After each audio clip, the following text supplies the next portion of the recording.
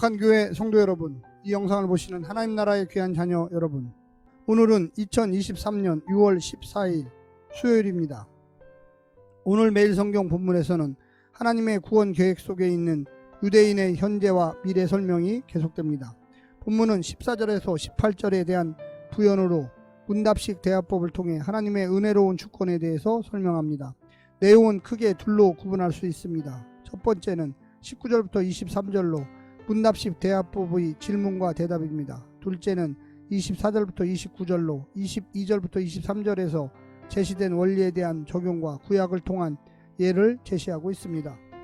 오늘 본문을 나누어 보겠습니다. 로마서 9장 19절부터 23절, 문답식 대화법의 질문과 대답, 질문, 대답, 24절부터 29절, 하나님의 주권 설명에 대한 적용과 구약의 예, 하나님의 주권 설명의 적용, 구약을 통한 예증 첫 번째 호세아서를 통해, 구약을 통한 예증 두 번째 이사야를 통해, 구약을 통한 예증 세 번째 이사야서를 통해. 오늘 본문 로마서 9장 19절부터 29절까지의 말씀을 듣고 다시 오겠습니다.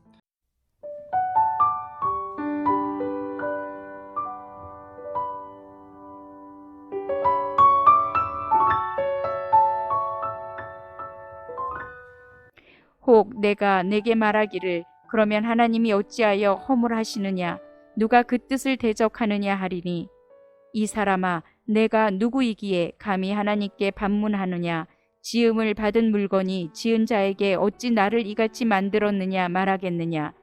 토기장이가 진흙 한 덩이로 하나는 귀히 쓸 그릇을, 하나는 천이 쓸 그릇을 만들 권한이 없느냐. 만일 하나님이 그의 진노를 보이시고 그의 능력을 알게 하고자 하사 멸하기로 준비된 진노의 그릇을 오래 참으심으로 관용하시고, 또한 영광 받기로 예비하신 바 긍휼의 그릇에 대하여 그 영광의 풍성함을 알게 하고자 하셨을지라도 무슨 말을 하리요. 이 그릇은 우리니 곧 유대인 중에서뿐 아니라 이방인 중에서도 부르신 자니라. 호세아의 글에도 이르기를 내가 내 백성 아닌 자를 내 백성이라, 사랑하지 아니하는 자를 사랑한 자라 부르리라. 너희는 내 백성이 아니라 한 그곳에서 그들이 살아계신 하나님의 아들이라 일컬음을 받으리라 함과 같으니라. 또 이사야가 이스라엘에 관하여 외치되 이스라엘 자손들의 수가 비록 바다의 모래 같을지라도 남은 자만 구원을 받으리니 주께서 땅 위에서 그 말씀을 이루고 속히 시행하시리라 하셨느니라. 또한 이사야가 미리 말한 바 만일 만군의 주께서 우리에게 씨를 남겨두지 아니하셨더라면 우리가 소돔과 같이 되고 고모라와 같았으리로라 함과 같으니라.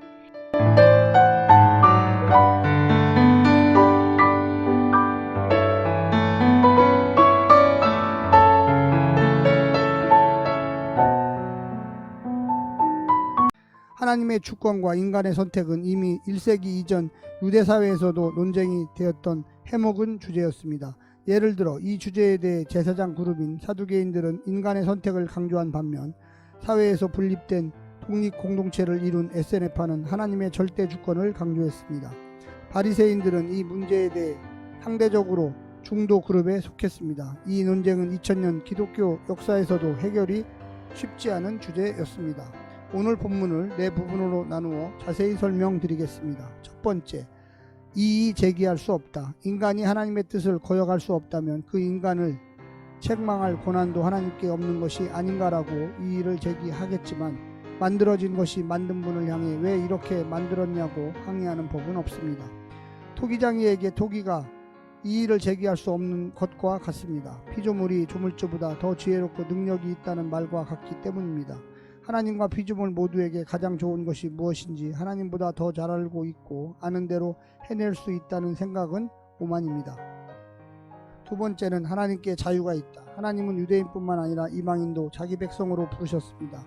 영광받을 긍휼의 그릇으로 삼으신 것입니다. 심판하지 않을 자유도 있지만 구원하고자 하는 자를 선택할 자유도 있습니다.